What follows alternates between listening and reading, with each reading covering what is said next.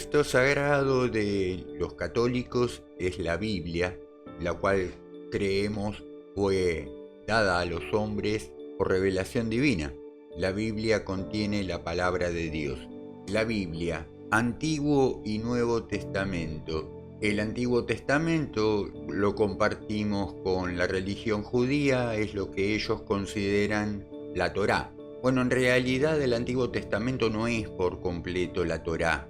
La Torá judía apenas comprende 5 libros de nuestro Antiguo Testamento, que son el Génesis, el Éxodo, el Levítico, Números y Deuteronomio, lo que en el cristianismo se considera Pentateuco. Claro, todos los libros del Antiguo Testamento que dan cuenta de la promesa de un Salvador, de la llegada del Hijo del Hombre, los judíos no lo tienen en cuenta. Para nosotros, los católicos, el Antiguo Testamento se divide en secciones, empezando por los libros históricos que contienen el Pentateuco. Suma, me parece a mí, a diferencia de la Torá, libros tales como los de Josué, Jueces, Ruth, Samuel, en sus 2 libros, Reyes, también en 2 libros, Crónicas, en 2 libros, Esdras y Nehemías, Tobías, Judith, Esther, el primer libro de los Macabeos y el segundo. Luego, a partir de aquí, ya la Torá no los comprende, los libros sapienciales, Job, Salmos, Proverbios, Eclesiastés, Cantar de los Cantares, Sabiduría, Eclesiástico, y los libros proféticos divididos en profetas mayores, profetas menores. Como decía, la Torá no toma en cuenta los libros del Antiguo Testamento de los católicos que dan cuenta de la promesa del Salvador. Con lo cual a mí me queda la duda si los judíos es que no consideran a Jesús Mesías esperando que llegue el Mesías verdadero para ellos, o si de ningún modo creen en la llegada de ningún Mesías. Pero no es de judaísmo que tratamos en este canal. A eso la Biblia se completa con el Nuevo Testamento, compuesto por los Evangelios de San Mateo, de San Marcos, de San Lucas, de San Juan. Otro libro del Nuevo Testamento es Hechos de los Apóstoles, las cartas de San Pablo, las cartas pastorales, las cartas católicas y finalmente el Apocalipsis de San Juan. Para el catolicismo yo creo que tenemos que entender que el Nuevo Testamento se sostiene en el Antiguo. El Antiguo Testamento hace que el Nuevo Testamento tenga sentido. Sin un Nuevo Testamento no habría razón de ser para un Nuevo Testamento. A veces confundimos, tenemos la impresión de que el Nuevo Testamento viene a reemplazar al Antiguo Testamento. Esto no es así para nada. Acá no debemos considerar la palabra nuevo como instancia superior, mejor, en relación con la palabra antiguo. Si yo digo me acabo de comprar un pantalón nuevo, se supone que tengo pantalones viejos y que el nuevo es mejor que los viejos, nada más que por el solo hecho de ser nuevo, de no estar todavía estrenado tal vez. No es la misma calidad de relación que existe o que debe existir, que debemos entender el antiguo respecto del nuevo. No es el Nuevo Testamento mejor que el Antiguo.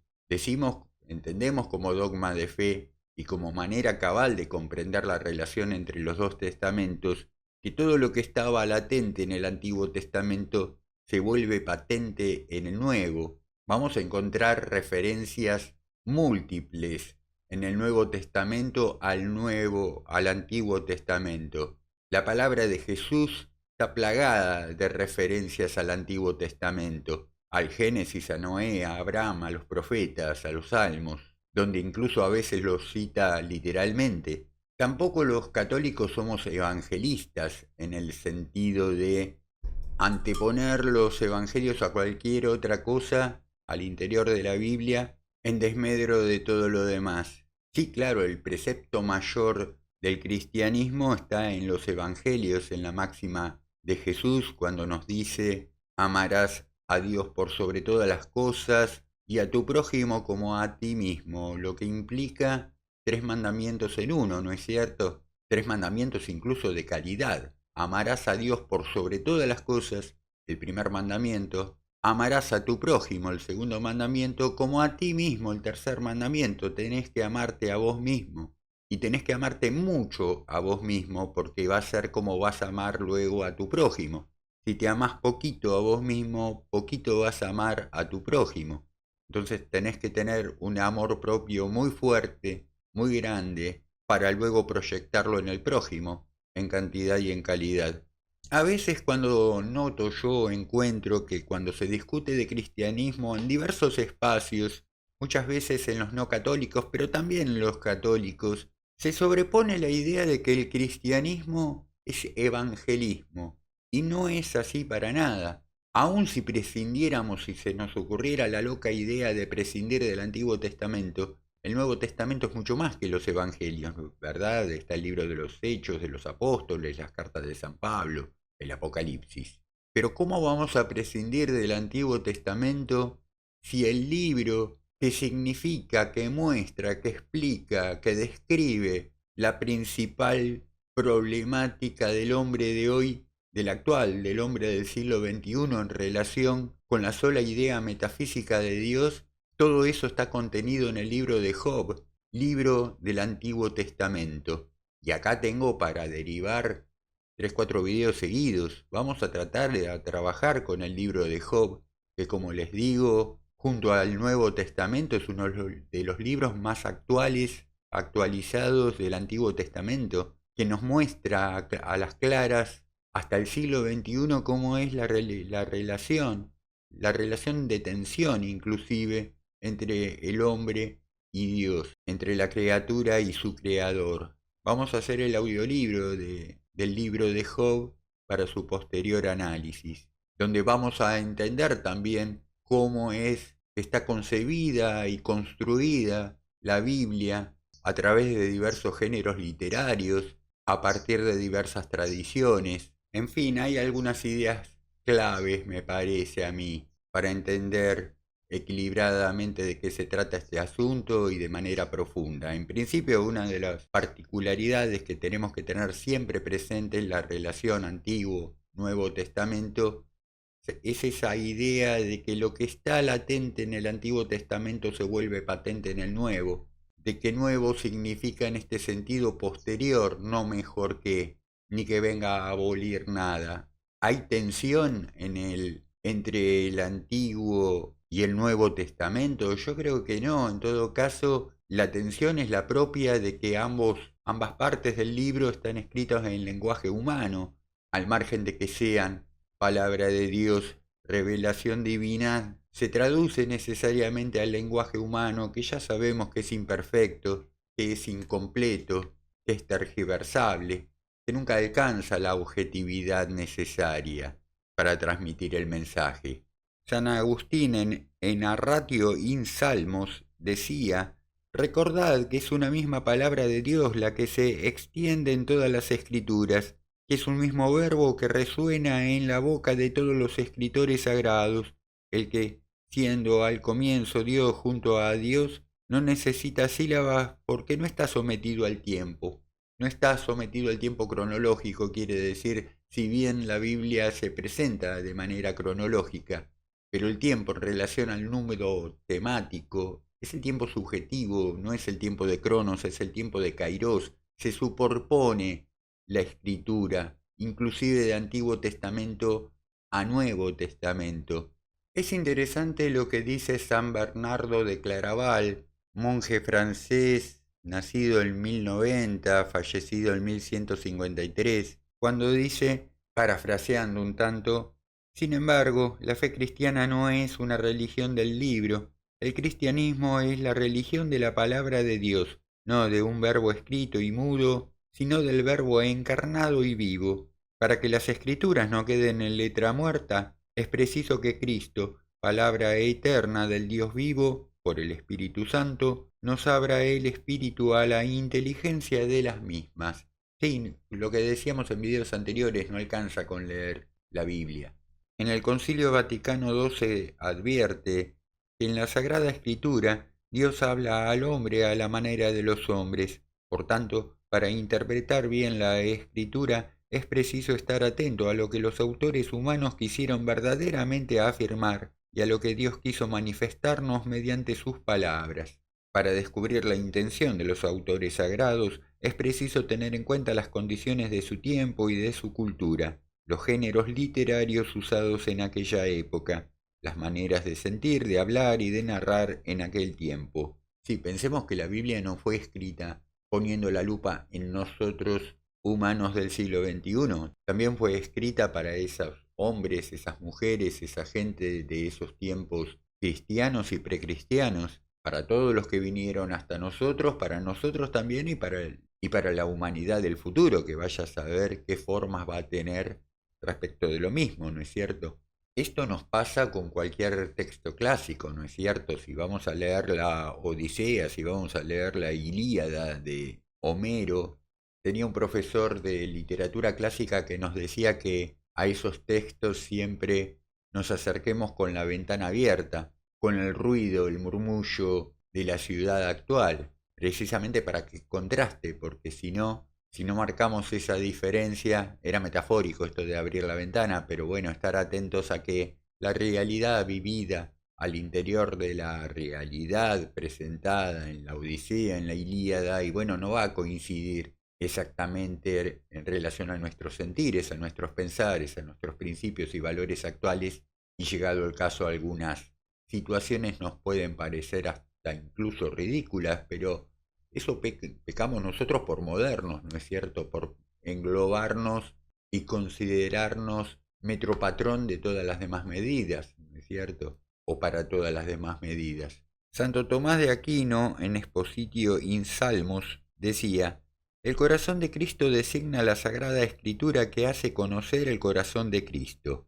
Esto me recuerda a una frase de nuestro querido padre Eduardo Graham que decía: la Biblia se explica con la Biblia. Este corazón, sigue diciendo Santo Tomás de Aquino, estaba cerrado antes de la pasión porque la escritura era oscura, pero la escritura fue abierta después de la pasión, porque los que en adelante tienen inteligencia de ella consideran y disciernen de qué manera deben ser interpretadas las profecías. Lo que está diciendo acá Santo Tomás de Aquino, el sentido de la Biblia se cierra con la muerte y resurrección de Cristo, lo que nos puede dar indicio de que el tiempo del Apocalipsis no es un tiempo por venir, es un tiempo que estamos viviendo ahora, en este mismo momento, ya. Por lo mismo que dice Santo Tomás de Aquino, el Concilio Vaticano II aconseja prestar una gran atención al contenido y a la unidad de toda la escritura. El Concilio Vaticano II resalta lo dicho por los padres de la Iglesia. La Sagrada Escritura está más en el corazón de la Iglesia que en la materialidad de los libros escritos. Así, la interpretación de las Escrituras tiene que ser espiritual, no racional. Es la tradición la que se halla viva, la tradición de toda la Iglesia se halla viva en las Escrituras. Hay que revivir, hay que resignificar esos relatos, esas narraciones, esas vivencias, esos preceptos. También se recomienda estar atento a la analogía de la fe. Para esto nos pide confrontar con Romanos capítulo 12, que dice, el capítulo 12 de la carta a los Romanos dice, desde el versículo 6, conforme a la gracia que Dios nos ha dado, todos tenemos aptitudes diferentes. El que tiene el don de la profecía, que lo ejerza según la medida de la fe. El que tiene el don del ministerio, que sirva. El que tiene el don de enseñar, que enseñe. El que tiene el don de la exhortación, que exhorte. El que comparte sus bienes, que dé con sencillez. El que preside la comunidad, que lo haga con solicitud. El que practica misericordia, que lo haga con alegría. A esto se refiere esta necesidad de estar atentos a la analogía de la fe, en nuestras gracias, en nuestras aptitudes, que nos son concedidas por Dios, que nos son regalo de Dios a cada uno de nosotros. Lo que se presenta es una analogía de la fe en la fe. Seguramente mi aptitud no va a ser la misma que la de muchos de ustedes, en algunos casos vamos a coincidir, en otros no, pero todos nos semejamos, somos análogos en la fe, somos parte constitutiva análoga de la fe.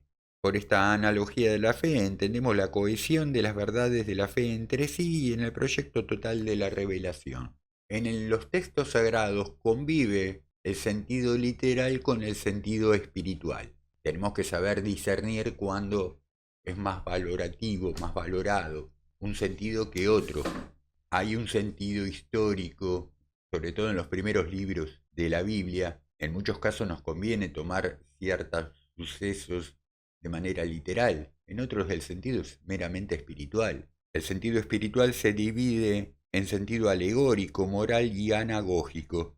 Todos los sentidos de la Sagrada Escritura se fundan sobre un sentido literal, es decir, lo espiritual no es surrealista, no es a favor de que cada uno interprete lo que se le ocurra. Si bien la forma artística está presente en poesía, mayormente, más que nada en poesía, en los textos que hacen al sentido más estrictamente espiritual. En el sentido espiritual, más de una vez realidades, acontecimientos de los que se están hablando son signos, son alegorías, son símbolos, ¿no es cierto? En la carta a Corintios, en el primer libro de carta a los Corintios, Nuevo Testamento, ¿verdad? En el capítulo 10, versículo 2 dice, y para todos la marcha bajo la nube y el paso del mar fue un bautismo que los unió a Moisés. Está poniendo en analogía, está alegorizando el paso de Moisés del Mar Rojo, evento del primer testamento, convirtiéndolo en un signo de la victoria de Cristo y del bautismo, ¿no? Está haciendo una analogía ese traspasar el Mar Rojo con el hecho de ser bautizado por el agua. También hay un sentido moral, también en los textos fueron escritos para conducirnos, para instruirnos a un obrar justo, amoroso, cristiano, y en lo que hace a un sentido anagógico, se resuelve en poder ver realidades y acontecimientos en su significación eterna, lo que nos conduce, en griego anagoge, de ahí el sentido anagógico, lo que nos conduce hacia nuestra patria, esto es el reino de Dios. Así, la iglesia en la tierra es signo de la Jerusalén celeste. Un dístico, un refrán medieval decía que la letra enseña los hechos, la alegoría lo que has de creer, el sentido moral lo que has de hacer y la anagogía a dónde has de tender.